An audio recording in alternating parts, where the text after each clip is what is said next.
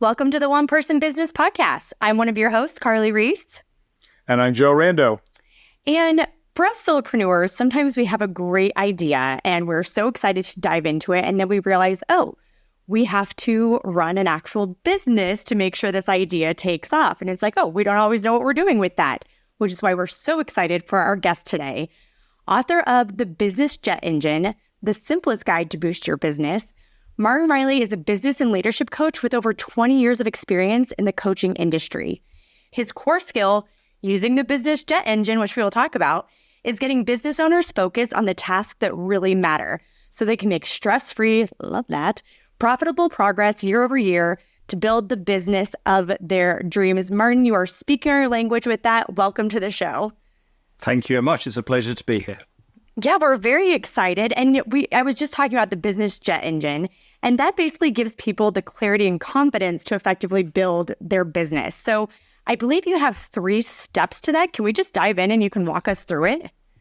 Sure. So let's go a sort of step before the diagnostic tool and the planning tool, because what I find a lot of business owners, they're passionate about doing something. They've got a skill and they dive in and they start trying to sell that skill, that product, that service they care so much about. But it's so easy to get that wrong. And there's 3 key parts to getting a business model right. So if you're happy, that's kind of the first stage is to get the fundamental business model right. Then you've got to say, what do I need to do to deliver that business model? That's when the whole sort of jet engine diagnostic and planning process comes in. And then the third is turning that into actions and checking you're actually doing what you're meant to do. So that first bit, I like to think of it as 3 circles for the business planning. And there's 3 circles that are going to intersect. We've got a sweet spot. But the first circle is that there's that thing that you love to do, you're great at doing, you're hopefully expert at doing. But you also need to make sure you have some kind of edge, a competitive advantage. Because over here we have the soccer leagues. And if you're in the top 3 or 4 teams, you get all the best players, you earn all the income. It's always the top 3 or 4 always competing. The people in the middle, the people at the bottom tend to struggle. And we don't want to ever, in our industry, in our niche, be the one struggling at the bottom. So we need that competitive edge. And the way we do that is we have to look at, with our skills, what are also the blood, sweat, tears, the things we have learned over time that are hard for others to copy? What have we invested in that allow us to deliver what we do in a different way to others? So we've got that edge. So that's the first thing. What do we love to do? We've got some edge, some uniqueness. And the second circle is, and often not enough thought is given to this. Who are the customers, the clients who really have that problem and will pay to have that problem? And we have to understand them intimately, why they want that solved. But then the third thing that often gets missed is getting what I call mutually attractive, mutually winning pricing. A lot of business owners don't do some simple maths and go, how many of these at what price do I have to sell to make a profit? And then will those customers I've identified, will they pay that much and value what I do? And it's an easy sale. And often if people haven't thought through those 3 things and found the sweet spot, they're overemphasizing one of those areas and the business is struggling. So that's the first fundamental mistake. People can get so passionate about what they do. And there was a shop locally that opened up. And I couldn't wait to see what it was going to be. It had a few failed businesses, and there they were selling carved African sculptures in my little seaside town. And I'm sure they were great at going to Africa, getting these sculptures at a good price, bringing them back. But who in my town really wanted them? They might buy 1, 2, but how many were going to buy 3, 4, 5? It should have been an internet business. They might have been much more successful, and they were gone in a month. And then there's other business who go, what can I sell that people want and will buy? But I don't care and I'm not good at it. And the minute someone turns up who's got that edge, who really cares, you're going to move, you're going to change. And then the third is if the pricing isn't right. There are businesses doing great work for people who love what they're doing, but they can never make any money because they're not charging enough. They haven't got the right people who can truly afford them at the price they need to be charging to earn a profit. And I have a question. I have a question on this. So when you talk about the edge, we're talking about, the obvious thing is I'm better at something than somebody else in some way. Maybe I've got, a more skill, or I can source it and price it cheaper, or something like that. But what about, especially with solopreneurs, sometimes they have a skill, they're good at something, and they want to be solopreneurs. And they're not necessarily the best in the world at something, but this still could be a potential market for what they do. Any suggestions for how to go about creating that edge when it's not necessarily that you have to be, incredible at something compared to the population of people in the world that do that thing, like a graphic designer or a photographer? Yeah, because often it's someone in your area who needs you, who can't afford the best in the world. And that's what I love about that. You normally have to be 1, 2, 3, 4, 5 rungs above the person you're helping or serving. Because the person 20 rungs above, they can't afford them. And that's where looking at the price model is so important. And normally, yeah, am I the best coach in the world?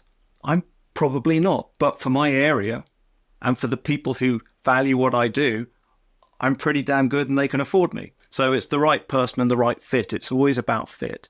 But the other thing I would say, because I love what you're saying, yes, ideally it's about you're better, you're smarter, you're sharper, you have some better pricing, more streamlined processes. But sometimes it's just, all the things you've learned in life. For example, my first career, I was a product designer. And I learned how to make complex things simple and easy to use. Now, I brought that to coaching, which is why I've done what I've done. Other people will have had other life experience, other career experiences that they bring to something new. And they're innovating. And there's someone who will value that, someone who gets them, or allows them to have a unique insight into the problem that customer has, whatever it might be. If you've had a background in a particular industry of healthcare and you're helping a particular customer base who have that problem, but you're serving them in a different way. It may be to do with, domestic appliances, but you've got an understanding of people with a certain ailment and they have unique needs. That's where you get that lovely intersect of giving you edge, because your average appliance installer is not going to have that knowledge. So that's that wonderful, what do I bring from life, from other careers to what I'm doing now, that just means there'll be someone out there who really values that. And we all have it. And that's, I find with clients, they often look a bit scared when I go, what's your edge, this thing that's unique and hard to copy? And they kind of look at me, well, we haven't identified it. And then we go through all the things they've learned in life that allow them to do what they do, all the things they've learned in their career that allows them to do what they do, courses they've been on, equipment they've invested in. And then they go, wow, actually, when I look at my list, I'm pretty good. For the right person, I'm pretty damn good. That's so true. Yeah. That is so true. That is great. Everyone has it. Everyone has it. They just got to, list it out and be proud of it and find the person who values it. I think it's also the experience you provide. Like, people think that the edge has to be your product or your service, but I find a lot of the times for me, I choose people because I like working with them. I like their personality. I like their transparency. Like, it doesn't even necessarily have to be your product or service. It could genuinely just be you. Yes. And very often with the solopreneur, it's you they're buying. So your personal story, your background, all those things are so valuable to be sharing. Sometimes you could just carve out a niche. I mean, I just love this example. It's my sister. She was on the podcast a few years ago, and she's a photographer. She's very good. She has her own photography, with solopreneur agency that she does. But she has basically taken over in her market the bar and bat mitzvah. And she's not Jewish, but she learned enough and she does a great job. And there's such a network of people talking and sharing and saying, oh, I had Sarah, she was great. And they're talking at temple and they're talking at other bar and bat mitzvahs. And she doesn't even market herself. She's booked out 2 years. Wow. Isn't that fantastic? And that's such a great example. Yeah. But presumably she's doing it at a price that they think is great, and she cares about it, That's the magic. So all 3 circles overlap, and that gives the sweet spot. I love that. And I'm so glad you tied it back into the 3 circles, because I want to continue to hear more about the business jet engine. So where do we leave off? Where do you want to take it from here? So when business owners have thought through their business model and and they don't have to overdo it, but they have to just spend a couple of hours or a couple of days really making sure they've thought that through and it makes sense. Then they've got to go out and test it and make sure that people actually want it. But normally what we're doing is saying, okay, for the kind of numbers, the kind of clients you want to attract, the kind of numbers you want to attract, we've got to have a plan. We've got to have a plan to deliver that.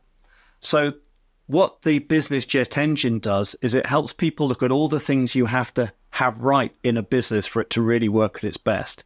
And it's a little bit scary because as we learn about business, there's about 17 key parts that have to be got right. And that can look a little bit overwhelming. So I put it against a kind of fun, easy to understand metaphor. So I'll give you the basic parts. There's the heart of business is the heart of your jet engine, because what we're trying to do is get an aircraft up in the air. And there's three core parts to that. One, there's your product or service that you deliver. There's your customer service, how well you look after people. And then there's your operations, how efficiently and effectively you deliver that product or service. And most people starting a business go, that's what there is in business. And I'll be great because I've got a lovely product. I'll love my clients and I'll deliver it. But then they realize it's like having an engine with nothing else going on. You've got to get air in the engine. And that's your sales and marketing. And out the back of the engine, still part of the whole sales and marketing cycle, you need happy customers. You've got to get customer feedback. You need to market back to existing customers and ask for referrals because that's like your supercharger. And you need to get sort of long-term market intelligence. That's getting the air in the engine. And in our sort of story of a business owner, they work 2 or 3 years, get much better at sales and marketing, and then they look around and go, there's no money in the bank. I wasn't paying enough attention. That's when they realize you don't just need air, you need fuel. So there's the finances to get right. That starts with pricing. Pricing to out the back of the engine, make a profit. That's your exhaust gases. Your exhaust gases can be used like a turbocharger to boost the engine. Use that profit to reinvest. It also goes other places, but one place is to boost the engine. And you need your engine management system, your management accounts, to make sure that's all going to work. So then our business owner, they've got their engine going much better. But what they've done up to now is maybe got subcontractors who aren't up to scratch, or they're just not really using the right kind of people around them. And that's when they've got to be much more careful about who are the people in my outer team that I'm outsourcing to. Because if you've got poor people you're outsourcing, they're not really up to scratch. They're letting you down. It's like having an upside down wing, just going to grind you down. If you've got average people, it's like a no profile wing. You'll use all your money, time and energy going down the runway, going nowhere. If you get the right people around you, that's when you can take off and grow. That's what gives you lift. So we're up in the air now, almost there, but you still can't do that. That's illegal. You've got to have a pilot in the cockpit with their KPIs, their dashboards, their targets, your flight plan. You've got to have someone there look at it. Are we on track? Do we know where we're going and are we on track? So that's your plans, that's your targets, your KPIs.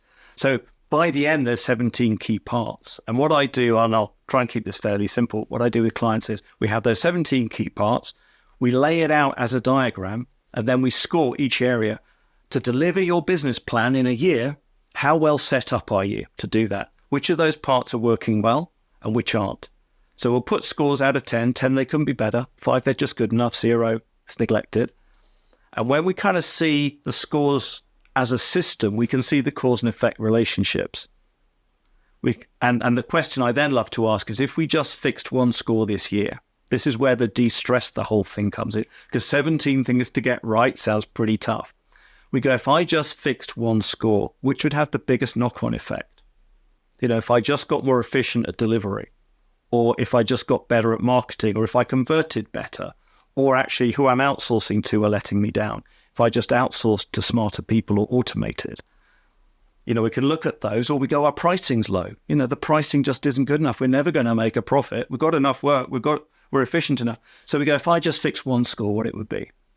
And then if I improved a second score, and if I improved a third score, and then we just make a simple action plan and tackle them one by one. And it's about iteration. So we try and create a very simple plan for the year ahead, so we can go, I'll do the first one and I'll get to the other 2 later. So I can relax going, let's get that underway. But it's about not overdoing it as well. It's not over perfecting. It's iteration. When I used to design things, what I would find was, say, doing a big machine, a high-tech piece of machinery. If I perfected one corner, moved to the second corner, moved to the third corner, by the time I got to the fourth corner, all the problems were in the fourth corner. And I couldn't resolve it. I had to start again. Whereas I learned to rough out the first, second, third, fourth corner and go, what's working, what isn't? Now let's go around again. And business growth should be the same. Don't overdo it. Do it so it's just good enough. Move on and get your whole business, all these different elements, good enough. Then see where you're at against your business model. Rinse and repeat. Gosh, I just love this jet engine metaphor. And I a question on that is, so there's 17 parts. Of those 17, is there one area that is a bigger barrier to growth than the other 16? Or is it just kind of dependent on the client? There are some common ones. The first is that the basic business model isn't right. That product or service isn't right for the people you're trying to attract. And that's a big no-no. The second is that pricing. You're not selling it at the right price to ever make the profit you need. Then for small business owners, very often it's the marketing. They're busy doing the doing and don't have time for the marketing. And then it's the management accounts, because they're not actually tracking the numbers. So they're working really hard, but never stop and look, am I making money? Am I doing this profitably? And it's about getting simple numbers in place, not overdoing anything, but just trying to get all of those done simply. That's the essence here, is find the simplest way of doing these things. It's so funny because we have a community of solopreneurs, and we hear time and time and time again that marketing is by far the biggest obstacle that they run into. And it's just such a beast. I mean, I'm in marketing. That is my profession. And sometimes I'm like, oh, I don't know. It's just, there's so much to tackle. And I think it can be really intimidating. So can I jump in there? Because please. There's a common mistake I find. Because business owners haven't really stopped and thought through their numbers and asked, how many clients do I really need a month or a year if I'm charging the right price? And for a lot of solo or small businesses, the numbers aren't huge. They're often doing quality, not quantity, because they're not set up for vast quantities. And if you only need a few clients or customers, doing a whole pile of very clever internet marketing out to everybody in the world, if all your customers are down at your local golf club, get a social membership. Ask what's the simplest way to get 10 customers, or look them up in what was the phone book, look them up on Google Maps, go and talk to them. Go out and try and just introduce yourself, get on the phone. Marketing used to be so simple before we had all of this tech. And I think we've got a bit confused, sometimes old school, very simple ways. Walk up and say hello to someone. Find out. Who knew? Choose 10 people in your local area you'd love to work with and go and introduce yourself. But start with the person that's kind of not quite on your list, because you're going to get it wrong a few times. Go and practice. Send a letter. Yeah, send a letter. Back in the day, it was like so much junk mail, and now you send somebody a letter and they're like, oh, wow, somebody cared enough to actually write. Yes. My dad, when I was interviewing, like during college and after college and everything for my my career in the beginning, he was like, write a thank you note. And I remember being like, I'm just going to email a thank you note. Like, nobody writes thank you notes. And I would always write a thank you note. Joe, I'm sorry if I didn't write you a thank you note, but I would always write thank you notes. And I would always get comments on them. And so to this day, and we were talking to another guest, Sarah Murray, who was on another episode, and she said that she just keeps thank you notes in her car because it just separates you from everybody else. Like, it's just going back to the basics. Yeah. And that's where I think people get over complicated. They think there's this big thing called marketing, whereas in the end, you're just trying to explain to someone how you can solve challenges and problems for them or help them get what they want. We've had such great luck reaching out to people on LinkedIn, just finding people that meet the profile of who we want as part of our community, and just sending them a little note and inviting them to an event. And it's amazing. Lovely. Yeah. Just a nice personal touch. And Martin, you were so thorough in explaining the different parts of the engine, and I really appreciate that. When I was trying to think of the questions to ask you, of course, I was on your website as well, and you mentioned quite a bit about diagnosing your business. What is that, and where does that fall into all of this? Well, this comes back to when we lay out the system, and it's a bit like creating a map or an X-ray. Before you treat a patient, you want to know what the problem is. Before you solve any problem, the better you understand the problem, the more the solution appears.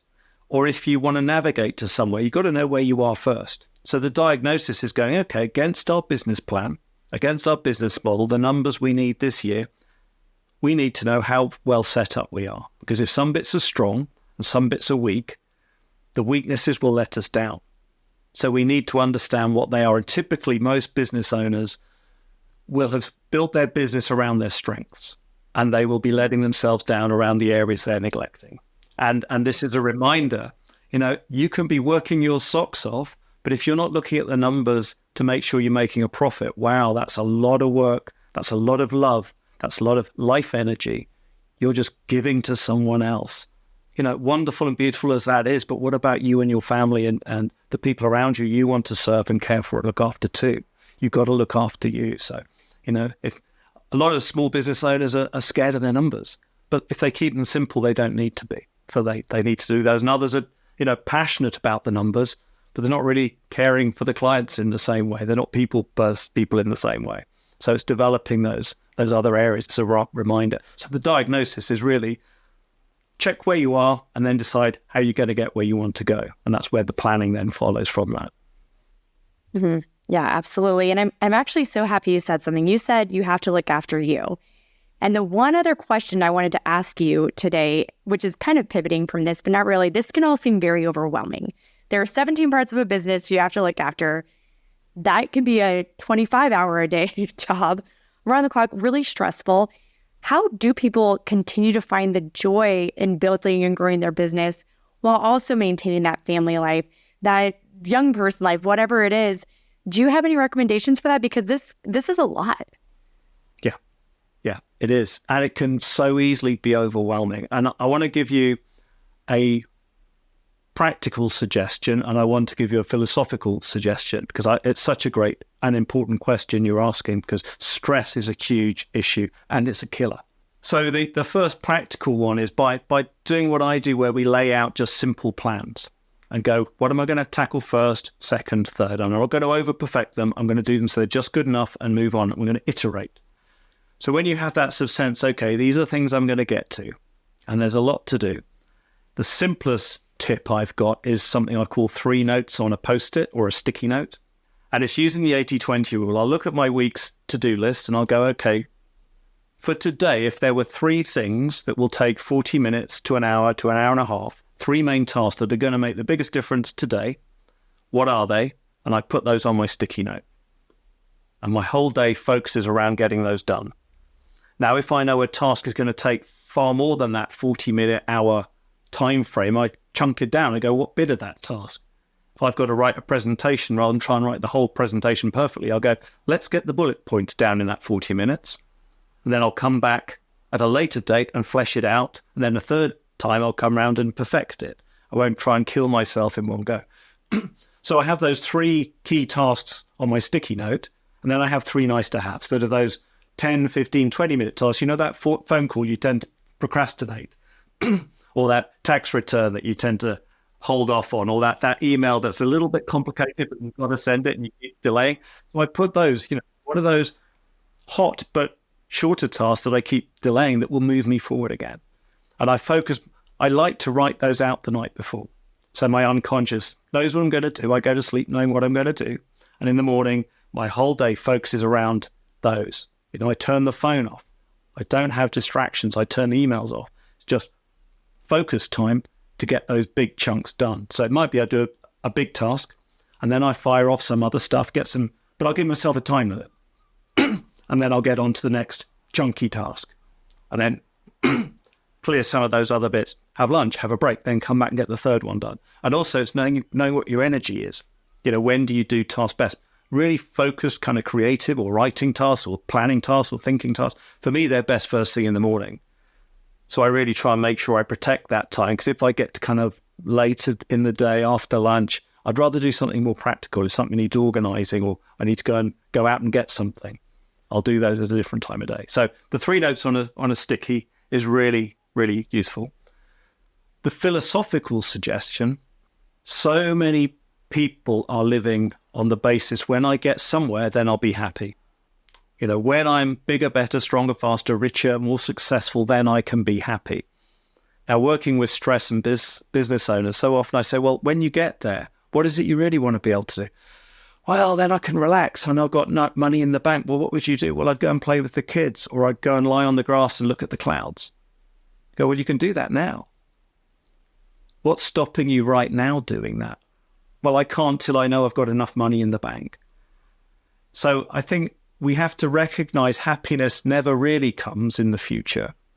Because if we can't be happy now, we're never going to be happy when we're bigger, better, faster, richer, stronger, sexier. Because there's always someone bigger, better, faster, stronger, richer, sexier when we get there, or we're going to lose it soon. So we've got to hang on to it. So that's another thing to be scared of and not happy yet. So we've just got to learn to be happy in the present and absolutely love working when we're working, and then go, I've done my best. Now let's go and do the other things that make me happy. Let's play with the kids. Let's spend some time with my partner. Let's go and lie on the grass and look at the sky, knowing I've done my best today. I've got my 3 things ticked off. And if I only got 2, so be it. I'm doing my best.